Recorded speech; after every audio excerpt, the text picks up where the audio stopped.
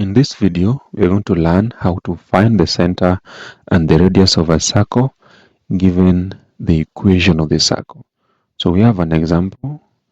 So for us to obtain the center and the radius of a circle, we are going to manipulate the equation, the standard form of the equation of a circle. So the standard form of the equation of a circle is given by x minus a squared plus y minus b squared is equal to r squared.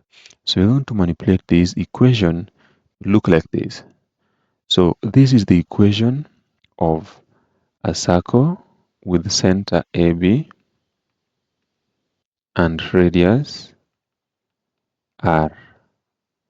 So let us manipulate the equation that we have there.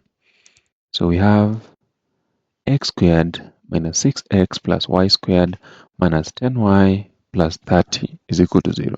So you can use completing the square method for the separate equations, the equation of x and those of y.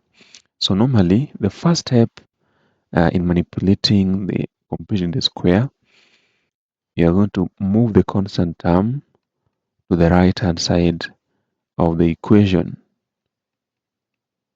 So we have that is equal to negative 30.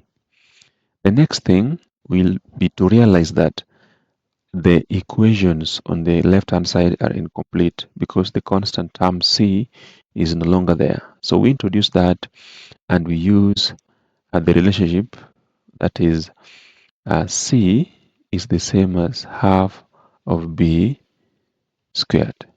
So that is what we're going to use here. So we're going to take for x variable, we're going to have x squared minus 6x plus half of b. And b in this case is 6, negative 6, sorry. So half of that is negative 3. And then we square that. Plus y squared minus 10y plus the new c, that is half of b. So half of b in this case is minus 5. And we square that.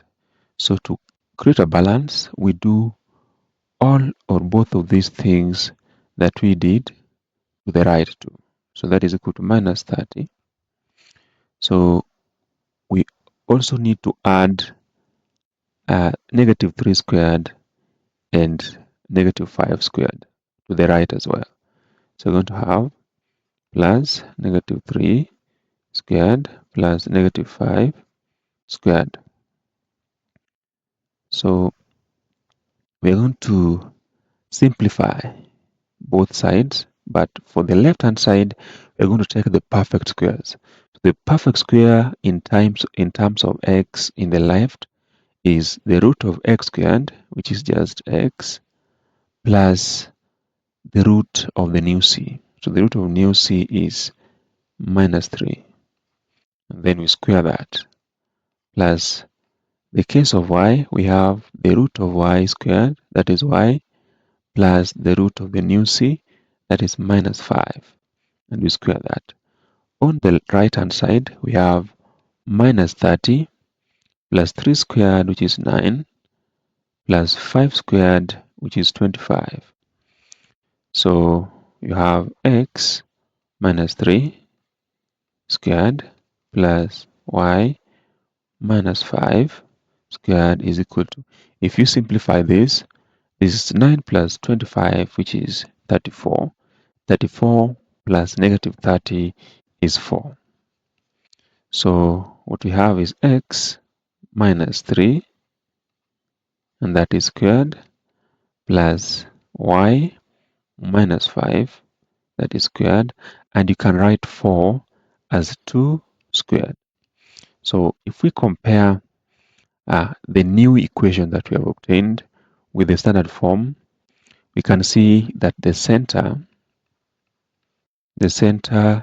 is AB. Our A is 3 and our B is 5. So the center is 3, 5.